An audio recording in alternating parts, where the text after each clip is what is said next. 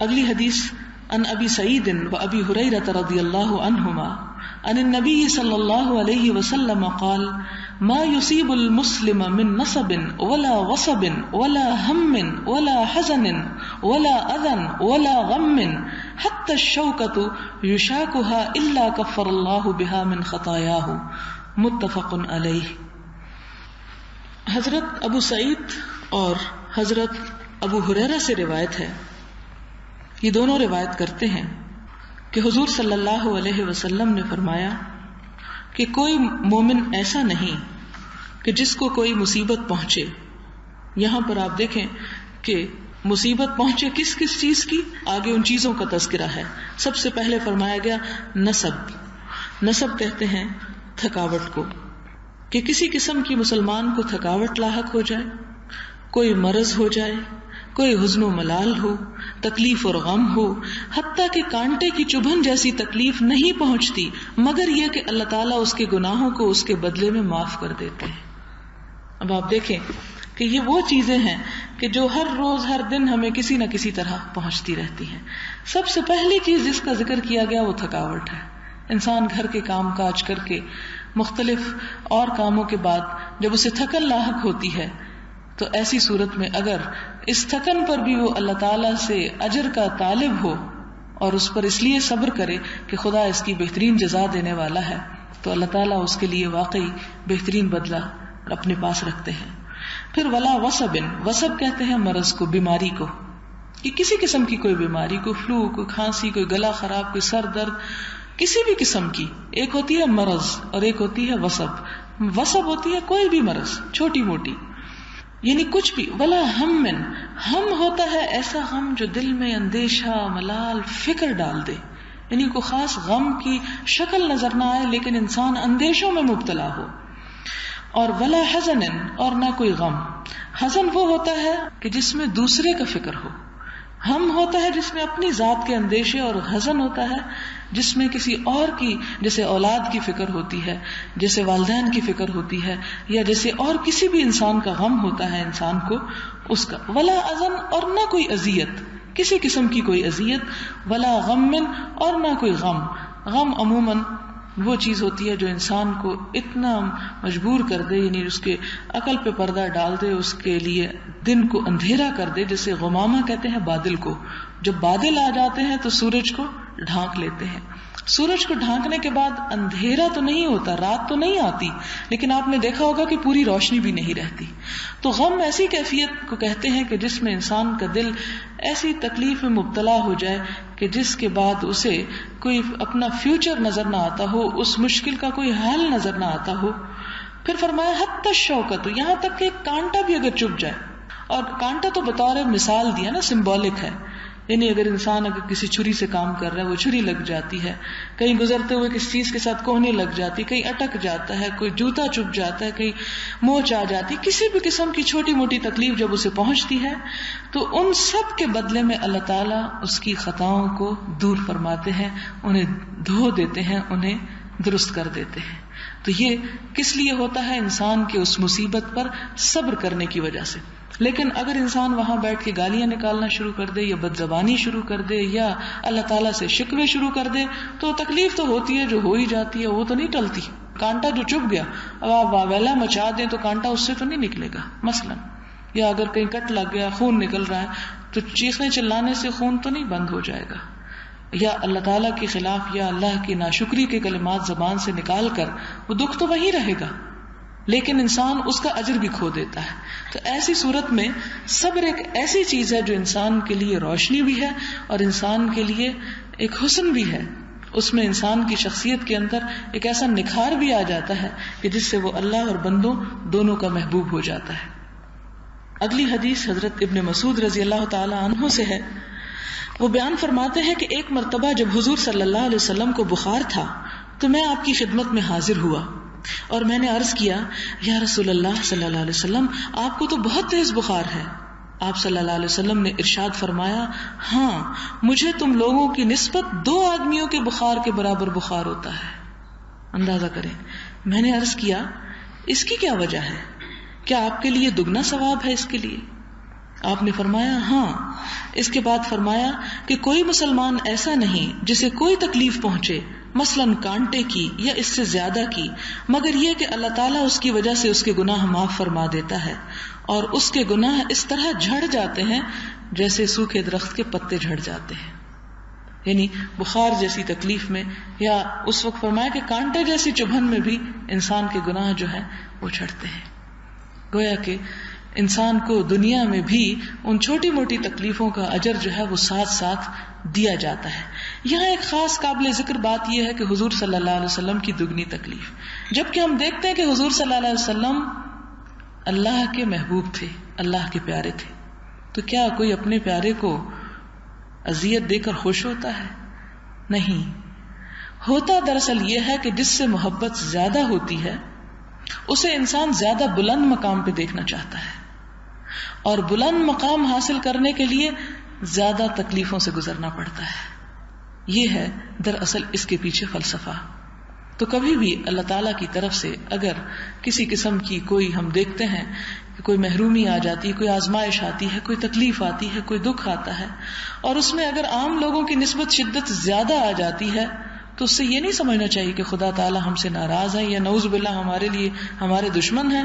نہیں، اگر وہ اپنے محبوب کو عام بندوں کے نسبت دگنا بخار دیتے ہیں تو پھر اگر ہمیں ایک گنا بھی ہو گیا تو اس سے کیا فرق پڑتا ہے. اور یہ انسان کو جتنی جتنی آزمائشیں زیادہ آتی ہیں اتنے ہی اس کے درجات زیادہ بلند ہوتے چلے جاتے ہیں. شرط یہ ہے کہ وہ ان پر صبر کرے اور اپنا رویہ وہی رکھے جو اللہ تعالیٰ اس سے چاہتا ہے. پھر اس کے بعد ایک اور حدیث جو اسی حدیث کی مزید وضاحت کرتی ہے، وہ حدیث یہ ہے، حضور صلی اللہ علیہ وسلم نے فرمایا من یرد اللہ بہ خیرا یصب منہ، اللہ تعالیٰ جس بندے کی بھلائی چاہتے ہیں اسے کسی تکلیف میں مبتلا فرما دیتے ہیں. اب آپ دیکھیے کہ ہم کیا سمجھتے ہیں کسی تکلیف کو اپنے لیے کہ اللہ کی ناراضگی ہے، اور اللہ کو ہم پر کوئی پیار نہیں آتا، کوئی ہمارا خیال نہیں، اور آزمائشوں کے لیے کیا صرف ہم ہی رہ گئے ہیں. اللہ تعالیٰ فرماتے ہیں نہیں، تم بلکہ میرے زیادہ پیارے ہو گئے ہو. جس کے ساتھ میں بھلائی کرنا چاہتا ہوں اسے آزمائش میں مبتلا کر دیتا ہوں تاکہ اسے اپنا اور محبوب بنا لوں، اسے اور اپنے قریب کر لوں. اور یہی وجہ ہے کہ انبیاء جو اللہ تعالیٰ کی محبوب ترین ہستیاں تھیں، ان پر عام انسانوں کی نسبت آزمائشیں بھی زیادہ آتی رہیں. اس لیے آزمائشوں سے گھبرانا نہیں چاہیے، ان سے عافیت تو مانگنی چاہیے، لیکن اگر اللہ تعالیٰ آزمانا ہی چاہتا ہے تو اس پر صبر کر کے خدا کے اور قریب جانا چاہیے. ایک اور حدیث ہے، ان انس رضی اللہ عنہ قال قال رسول اللہ صلی اللہ علیہ وسلم لا يتمنين احدكم الموت لضر اصابه فان كان لا بد فاعلا فليقل اللهم احيني ما كانت الحياة خيرا لي وتوفني اذا كانت الوفاة خيرا لي. متفق علیہ. حضرت انس بن مالک رضی اللہ تعالی عنہ سے روایت ہے کہ رسول اللہ صلی اللہ علیہ وسلم نے ارشاد فرمایا کہ جب کسی کو کوئی بیماری یا مصیبت آ جائے تو وہ اس کی وجہ سے موت کی تمنا نہ کرے، یہ نہ کہے کہ اللہ مجھے تو اپنے پاس بلا لے، میں اسے نہیں برداشت کر سکتا. اگر نہ ہی چارہ ہو اور کچھ کہنا ہی پڑ جائے تو زبان سے کیا کہے؟ یہ دعا مانگا کرے کہ اے اللہ جب تک میرے لیے زندگی بہتر ہے تو مجھے زندہ رکھ، اور جب موت میرے حق میں بہتر ہو تو مجھے موت دے دے. یہ حدیث بخاری اور مسلم کی روایت کردہ ہے. پھر اس کے بعد اگلی حدیث ہے حضرت ابو عبداللہ خباب بن ارت سے رضی اللہ تعالی عنہ فرماتے ہیں کہ ایک مرتبہ حضور صلی اللہ علیہ وسلم کی خدمت میں جبکہ آپ بیت اللہ کے سائے میں چادر سر کے نیچے رکھے ہوئے آرام فرما رہے تھے، میں نے جا کر شکایت کی. کس بات کی شکایت؟ کہ کفار بہت ظلم و ستم کر رہے ہیں. آپ اللہ تعالیٰ سے ہمارے لیے مدد کیوں نہیں طلب فرماتے؟ ہم اتنے آزمائے جا رہے ہیں اور آپ خدا سے مانگتے نہیں. آپ کہتے ہیں میں اللہ کا نبی ہوں، بڑا پیارا ہوں اور آپ کی دعائیں قبول ہوتی ہیں، تو آپ ذرا دعا مانگیں تاکہ ہماری یہ مشکلیں آسان ہو جائیں. تو آپ صلی اللہ علیہ وسلم نے ارشاد فرمایا کہ تم سے پہلے تو اہل حق میں سے کسی شخص کو ایمان لانے کی پاداش میں گرفتار کر کے زمین میں گڑھا کھود کر گاڑ دیا جاتا، پھر آرا سر پر رکھ کر بدن 2 حصوں میں چیر دیا جاتا اور لوہے کی کنگھی سے اس کی کھال چھیلی جاتی کہ ہڈی تک اس کا گوشت نکل آتا، یعنی اس کا گوشت الگ الگ ہو جاتا. مگر اس کے باوجود وہ دین حق سے اس کو باز نہ رکھ سکتے تھے. اتنی آزمائشوں کے باوجود بھی وہ اسے دین سے نہیں پھیر سکتے تھے. اللہ کی قسم یہ اسلام مکمل ہو کر رہے گا اور امن و سلامتی کا یہ دور آ کر رہے گا کہ ایک شخص مقام صنعاء، یہ یمن کا علاقہ ہے، صنعاء سے لے کر حضر موت تک کا سفر کرے گا اور اسے سوائے اللہ کے کسی کا ڈر نہ ہوگا، یا اگر ڈر ہوگا تو صرف اس کا کہ بھیڑیا اس کے ریوڑ کو تکلیف نہ پہنچائے، نقصان نہ دے، مگر تم جلدی مچاتے ہو. ایک روایت میں یہ الفاظ ہیں کہ آپ چادر کا تکیہ بنائے ہوئے تھے اور ہمیں مشرکین سے شدید اذیتیں پہنچ چکی تھی، تو اس موقع پر ہم نے آپ صلی اللہ علیہ وسلم سے درخواست کی کہ آپ ہمارے لیے دعا فرمائیں، لیکن حضور صلی اللہ علیہ وسلم نے یہ ان کو تلقین کی کہ ان آزمائشوں پر صبر بھی کرو. یعنی اللہ تعالیٰ کی اس میں بھی ایک بڑی حکمت ہے، وہ ان مشکلات سے لوگوں کو گزار کر ایمان کی قدر اور اس کی ویلیو ان کے اندر پیدا کرنا چاہتا ہے. اب آپ دیکھیں نا، ہم لوگ جو پیدائشی مسلمان ہیں، مفت میں اسلام ہمیں مل گیا، ہمیں تو اس کی قدر ہی نہیں ہے، ہمیں تو اس کا احساس ہی نہیں ہے، ہم نے تو کبھی اس کے ساتھ وہ سلوک ہی نہیں کیا جس کا وہ مستحق ہے، کیونکہ مفت میں ایک نعمت مل گئی. لیکن وہ جسے ان کٹھن رستوں کے بعد ملے، آزمائشوں کے بعد ملے، پھر اسے اس چیز سے جسے وہ آزمائشوں کے بعد حاصل کرتا ہے اس سے پیار بھی زیادہ ہوتا ہے، اس کی خدمت بھی زیادہ اچھے طریقے سے کر سکتا ہے. تو چونکہ اللہ تعالیٰ نے ان لوگوں سے بڑے بڑے کام لینے تھے، لہٰذا انہیں شدید قسم کی مشکلات سے گزارا گیا. پھر اسی طرح ایک اور حدیث ہے، حضرت عبداللہ بن مسعود سے روایت ہے کہ غزوہ حنین کے وقت مصلحتاً حضور صلی اللہ علیہ وسلم نے بعض لوگوں کو غنیمت کے حصے سے کچھ زیادہ مال عطا کیا، اور ان میں سے مثلاً اقرا بن حابس تھے اور عیینہ بن حصن، ان کو 100 اونٹ دے دیے. اسی طرح بعض معززین عرب کو بھی ترجیحی سلوک سے نوازا. اس میں ایک حکمت تھی کہ یہ لوگ اسلام لے آئیں، اور یا یہ کہ اگر اسلام نئے نئے لائے ہیں تو اسلام کے لیے ان کا دل اور کھل جائے. اور زکوٰۃ اور غنیمت کے مال میں سے اسلامی حکومت ایسے لوگوں پر خرچ کر سکتی ہے کہ جن سے اسلام کی ہمدردی یا تالیف قلب ان کی مقصود ہو. تو اس کی طرف اشارہ ہے. یہ دیکھ کر ایک شخص کہنے لگا کہ خدا کی قسم یہ تو عادلانہ تقسیم نہیں ہے، یعنی حضور صلی اللہ علیہ وسلم نے عدل نہیں کیا. اب آپ دیکھیں کہ لوگ اللہ کے رسول صلی اللہ علیہ وسلم کو بھی نہیں چھوڑتے.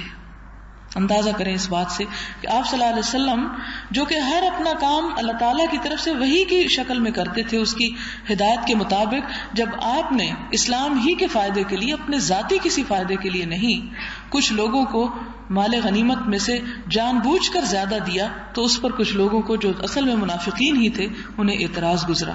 کہنے لگے خدا کی قسم یہ تو انصاف والی تقسیم نہیں، اور نہ ہی اس سے خدا کی خوشنودی مطلوب ہے. یہ کام حضور صلی اللہ علیہ وسلم نے اللہ کو خوش کرنے کے لیے نہیں کیا. اندازہ کریں ذرا الزامات کا.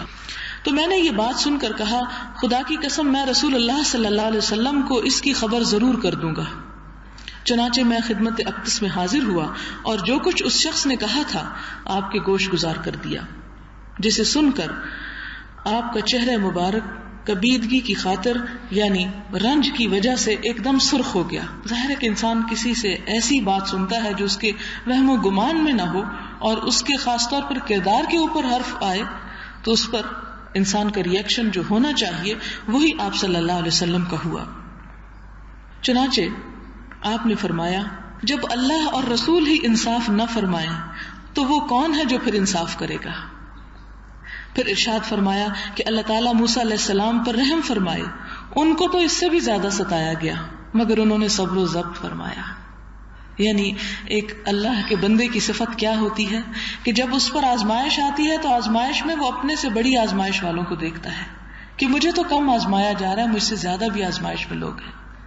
اسی لیے فرمایا کہ دین کے معاملے میں اپنے سے اوپر کے لوگوں کو دیکھو اور دنیا کے معاملے میں اپنے سے نیچے کے لوگوں کو دیکھو تو تمہارے اندر قناعت پیدا ہوگی، صبر کی کیفیت پیدا ہوگی. عبداللہ بن مسعود کہتے ہیں کہ میں نے دل میں سوچا کہ ایسی باتوں سے سوائے حضور صلی اللہ علیہ وسلم کی دل آزاری کے کچھ حاصل نہیں. آئندہ ایسی تکلیف دہ باتیں میں آپ کی خدمت میں عرض ہی نہیں کروں گا تاکہ آپ کو تکلیف ہی نہ ہو.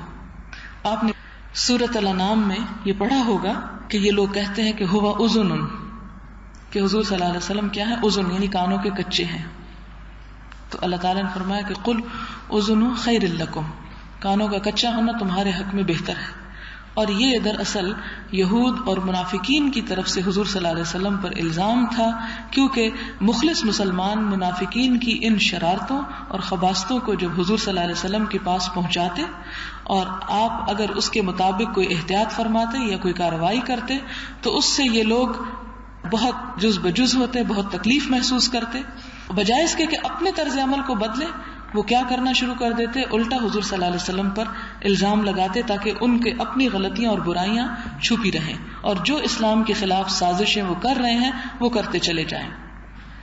اگلی حدیث ہے، حضرت انس بن مالک روایت کرتے ہیں کہ رسول اللہ صلی اللہ علیہ وسلم نے ارشاد فرمایا کہ جب اللہ تعالیٰ کو اپنے بندے کی کوئی بھلائی منظور ہوتی ہے، جب اللہ تعالیٰ کو اپنے بندے کی کوئی بھلائی منظور ہوتی ہے تو دنیا میں اس پر پے در پے مصائب اور تکلیفات نازل فرما دیتا ہے، ایک کے بعد دوسری پھر تیسری. یعنی جس سے اللہ تعالیٰ کوئی بھلائی چاہتے ہیں، اور جس کے لیے کوئی برائی مقدر ہوتی ہے تو اس کو دنیا میں گناہوں میں ڈھیل دی جاتی ہے تاکہ قیامت میں وہ پکڑا جاتا ہے، یعنی اس پر دنیا فراخ کر دی جاتی ہے. نیز آپ صلی اللہ علیہ وسلم نے فرمایا، ثواب کی زیادتی تنگی اور مشقتوں کے ساتھ ہے. یعنی ثواب زیادہ کب ملتا ہے؟ جب انسان مشقت اٹھا کے یہ ثواب کمائے. اور اللہ تعالیٰ جب کسی قوم کو محبوب اور پسند فرماتا ہے تو اسے آزمائشوں سے گزارتا ہے. تو جو آزمائشوں میں خوش رہا رضائے الہی کا مستحق ہوا، اور جو آزمائشوں پر ناراض ہوا تو وہ غضب الہی کا موجب بنا. یہ روایت ترمذی کی ہے، جس کے لیے انہوں نے کہا ہے کہ حدیث حسن ہے، یعنی صحیح کے درجے پر نہیں لیکن حسن کے درجے پر ہے. تو حسن جو حدیث ہوتی ہے وہ صحیح سے 1 ڈگری کم ہوتی ہے، لیکن ضعیف نہیں ہوتی. اس حدیث کو بھی ایک طرح سے صحیح سمجھا جاتا ہے، لیکن صحیح سے ذرا سا درجہ کم ہوتا ہے. کس لحاظ سے کم ہوتا ہے یہ انشاءاللہ اس کی تفصیلات ہم آئندہ دیکھیں گے. اگلی حدیث ہے حضرت انس بن مالک سے کہ جناب ابو طلحہ رضی اللہ تعالیٰ عنہ کا ایک بچہ بیمار تھا. وہ باہر کہیں گئے ہوئے تھے کہ وہ بچہ فوت ہو گیا. واپس آ کر پوچھا کہ بچہ کیسا ہے. ان کی بیوی بچے کی ماں ام سلیم رضی اللہ تعالیٰ عنہا نے کہا پہلے سے اچھا ہے. پھر رات کا کھانا ان کے لیے لائیں. انہوں نے کھانا کھایا اور رات ان کے ساتھ گزاری. جب وہ فارغ ہوئے تب بتایا کہ بچہ فوت ہو گیا ہے، اب اس کے کفن دفن کا انتظام کرو.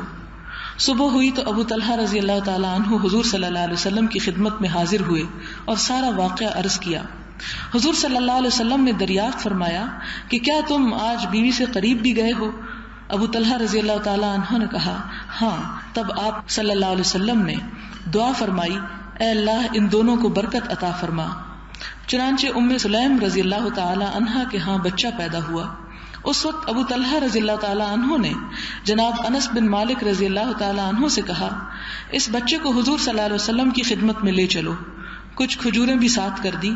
رسول اللہ صلی اللہ علیہ وسلم نے دریافت فرمایا کہ بچے کے ساتھ کوئی چیز بھی ہے؟ انہوں نے کہا جی ہاں کھجوریں ہیں.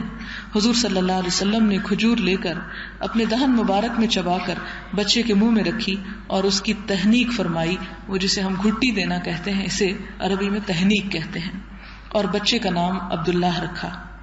بخاری کی ایک روایت میں عیانہ رضی اللہ تعالیٰ عنہ کے حوالے سے کہا گیا کہ ایک انصاری رضی اللہ تعالیٰ عنہ نے بتایا کہ اس عبداللہ رضی اللہ تعالیٰ عنہ کے 9 لڑکوں کو میں نے دیکھا جو سب کے سب قرآن پڑھے ہوئے تھے. یعنی وہ بچہ جو اس وقت پیدا ہوا اس صدمے پر صبر کے بعد تو اس بچے کی اولاد کو اللہ تعالیٰ نے اتنی برکت دی کہ ان کے 9 بیٹے آگے سے ہوئے اور 9 کے 9 قرآن کے حافظ تھے. مسلم کی ایک روایت میں ہے کہ ابو طلحہ رضی اللہ تعالیٰ عنہ کا لڑکا جو ام سلیم رضی اللہ تعالیٰ عنہ سے تھا فوت ہو گیا. تو ام سلیم نے اہل خانہ سے کہا کہ ابو طلحہ کو لڑکے کے انتقال کے بارے میں کچھ نہ بتانا، میں خود ان کو اطلاع دوں گی. جب ابو طلحہ گھر آئے تو شام کا کھانا ان کے سامنے رکھا جو انہوں نے تناول کیا. پھر معمول کے مطابق زیب و زینت کر کے وہ ان کے پاس گئیں. ابو طلحہ رضی اللہ تعالیٰ عنہ صبح جب مطمئن اور آسودہ حال اٹھے تو کہنے لگی کہ ابو طلحہ یہ تو بتاؤ اگر کوئی قوم کسی کو کوئی چیز بطور رعایت دے اور پھر واپس مانگے تو کیا گھر والوں کو یہ حق ہے کہ اس کی مانگی ہوئی چیز کو روک لیں؟ ابو طلحہ بولے نہیں. تو کہنے لگی پھر اللہ تعالیٰ سے اپنے بیٹے کے بارے میں ثواب کی امیدوار رہو کہ اس کی امانت تھی جو وہ واپس لے لی. ابو طلحہ رضی اللہ تعالیٰ عنہ یہ سن کر کہنے لگے کہ مجھے بتایا بھی نہیں ایسی حالت میں. کہ میں تمہارے قریب بھی ہوا، اب مجھے میرے بیٹے کے بارے میں بتانے چلی ہو. یہ کہہ کر گھر سے چلے گئے اور حضور صلی اللہ علیہ وسلم کی خدمت میں حاضر ہوئے کہ جو کچھ گزرا تھا آپ سے عرض کیا. آپ صلی اللہ علیہ وسلم نے فرمایا اللہ تعالیٰ تمہاری اس رات میں برکت ڈالے. پھر ام سلیم کو حمل قرار پایا. راوی کہتے ہیں کہ حضور صلی اللہ علیہ وسلم کسی سفر میں تھے اور ان کے ساتھیوں میں ابو طلحہ اور ام سلیم بھی تھیں. رسول اللہ صلی اللہ علیہ وسلم کی عادت مبارک تھی کہ مدینہ منورہ میں سفر سے واپسی پر رات کے وقت داخل ہونا حضور صلی اللہ علیہ وسلم کو پسند نہ تھا. جب مدینہ قریب آیا تو ام سلیم کو درد ولادت نے آ لیا.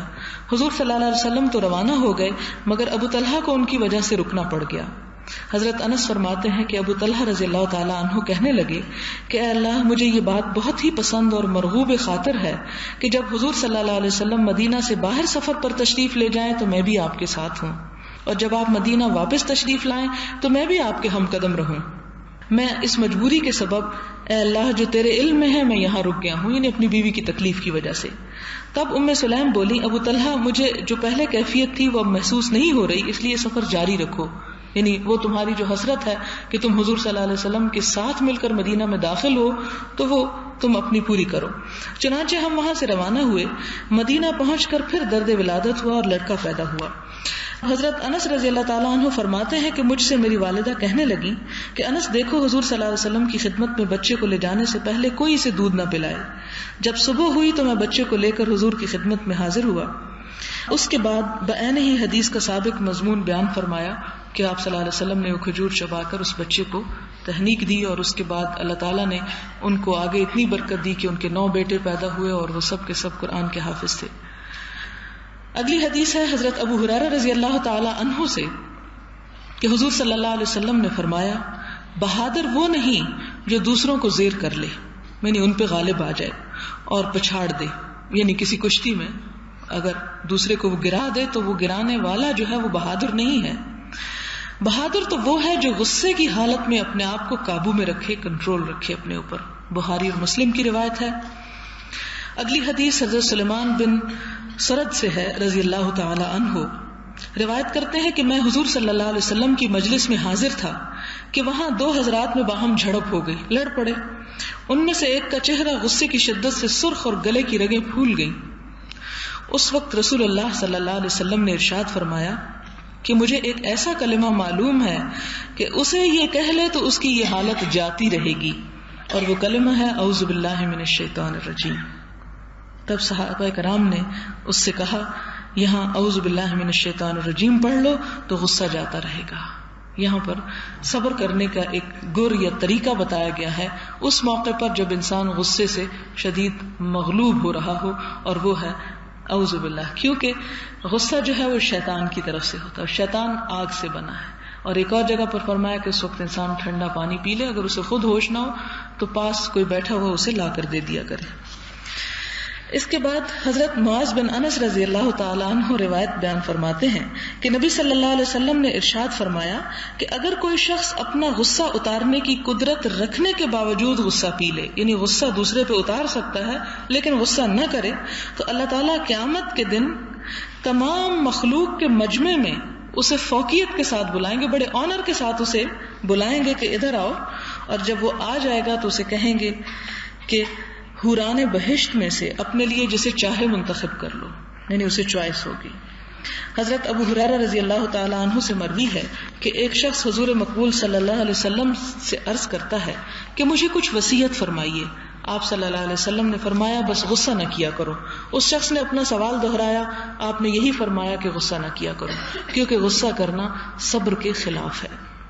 حضرت ابو ہریرہ رضی اللہ تعالیٰ عنہ بیان فرماتے ہیں کہ نبی صلی اللہ علیہ وسلم نے ارشاد فرمایا کہ مسلمان مرد اور عورت پر جان و مال اور اولاد کے متعلق تکلیفوں اور مصیبتوں کا سلسلہ چلتا ہی رہتا ہے، یہاں تک کہ جب وہ اللہ تعالیٰ کی جناب میں حاضر ہوتا ہے تو ان مصیبتوں کے بدلے میں اس کی ساری خطائیں معاف ہو چکی ہوتی ہیں اور کوئی خطا باقی نہیں ہوتی.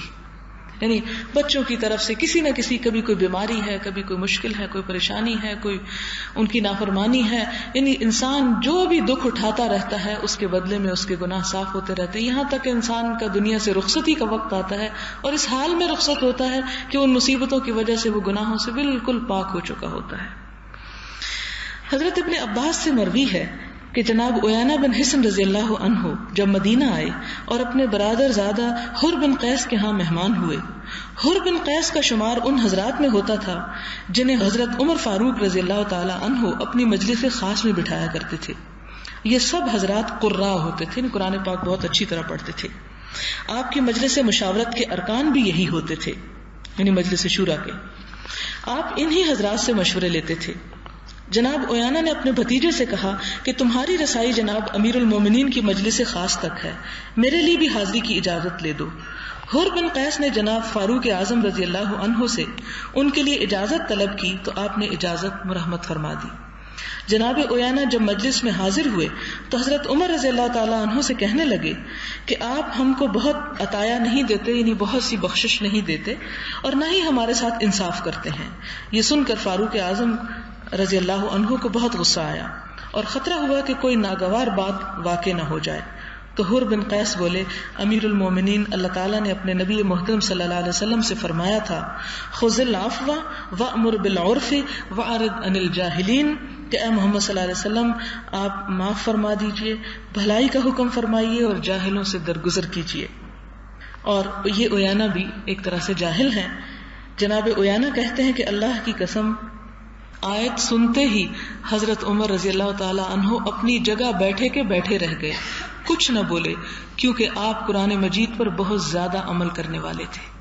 یہ نہیں ہوا کہ آپ کو وہ آیت سنائے گی اور آپ کہیں کہ اچھا بند کرو، اس وقت میں آیتیں سوج رہی ہیں اور میرا یہ حال ہو رہا ہے، مجھے نصیحتیں کم کرو. نہیں، بلکہ اللہ کا حکم سنتے ہی فوراً اپنے رویے میں تبدیلی پیدا کر لی. اگلی حدیث ہے حضرت عبداللہ بن مسعود سے کہ رسول اللہ صلی اللہ علیہ وسلم نے ارشاد فرمایا، میرے بعد جلد ہی ایسا وقت آئے گا کہ لوگ باہم ایک کو دوسرے پر ترجیح دیا کریں گے، یعنی انصاف اور سماجی انصاف جو ختم ہو جائے گا، اور ایسے امور سامنے آئیں گے جن کو تم لوگ ناپسند کرو گے. صحابہ کرام نے عرض کیا، یا رسول اللہ صلی اللہ علیہ وسلم، ایسے وقت میں ہمارے لیے کس طرز عمل کا آپ حکم فرماتے ہیں کہ پھر ہمیں کیا کرنا چاہیے؟ آپ صلی اللہ علیہ وسلم نے فرمایا، جو حقوق تمہارے ذمے ہیں ان کو پورا کرتے رہو، اور اللہ تعالیٰ کے ہاں جو کچھ تمہارے لیے ہے اس کے لیے سوال کرتے رہو، اور اس قسم کے معاملات میں نہ الجھو. مراد یہ ہے. حضرت ابی یحییٰ اسید بن حضیر رضی اللہ عنہ راوی ہیں کہ ایک انصاری صحابی نے عرض کیا کہ یا رسول اللہ صلی اللہ علیہ وسلم، کیا فلاں شخص کی طرح مجھے عامل یعنی گورنر نہیں بنائیں گے؟ آپ صلی اللہ علیہ وسلم نے ارشاد فرمایا کہ میرے بعد تم کو ترجیح ناحق سے واسطہ پڑے گا، تب تم صبر کرنا یہاں تک کہ حوض کوثر پر مجھ سے آ ملو.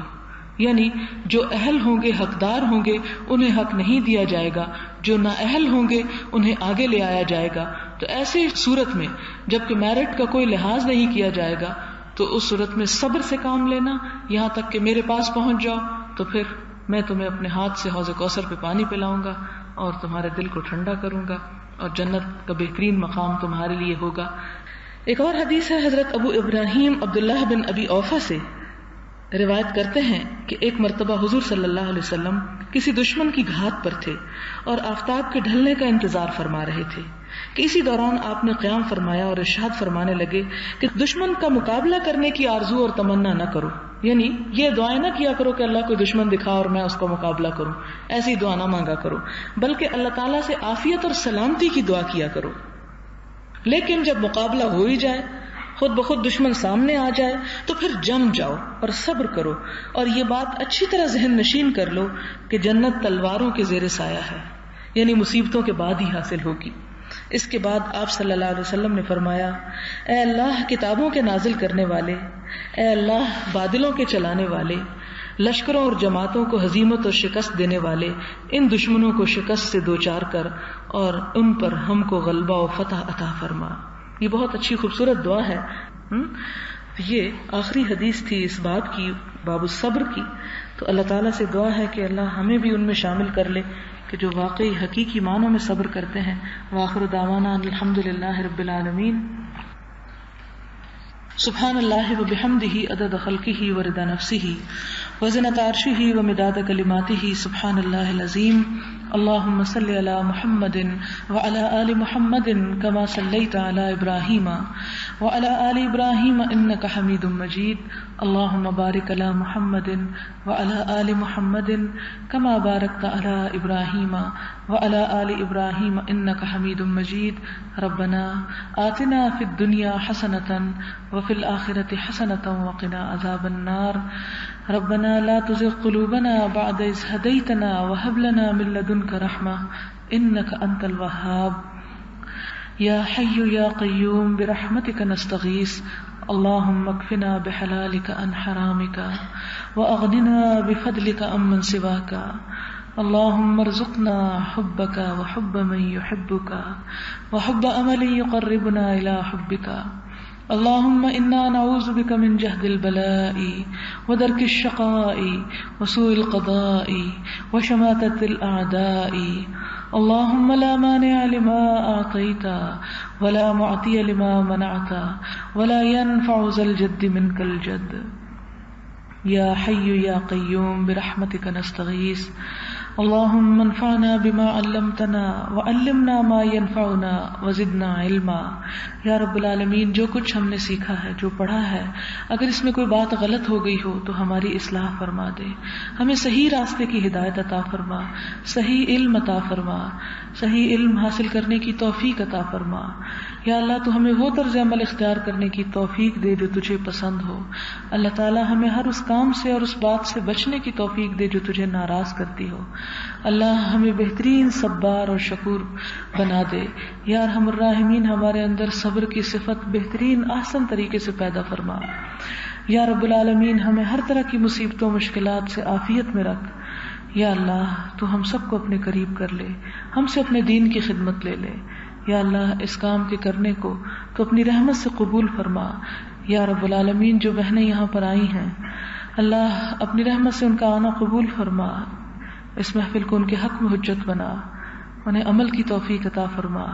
اللہ ہماری اولادوں کو ہماری آنکھوں کی ٹھنڈک بنا. یا اللہ، تمام بیماروں کو صحت عطا فرما، ساری مشکلات کو تو آسان کر دے. یا رب العالمین، پاکستان کو ایک مضبوط پاکستان بنا. اللہ اسے دن دگنی اور رات چگنی ترقی عطا فرما. یا رب العالمین، تو امت مسلمہ کو وحدت عطا فرما. یا اللہ، تو اپنی رحمت سے ہم سب سے راضی ہو جا. اللہ، تو ہم سے خوش ہو جا. ربنا تقبل منا انك انت السميع الدعاء وتب علينا انك انت التواب الرحيم.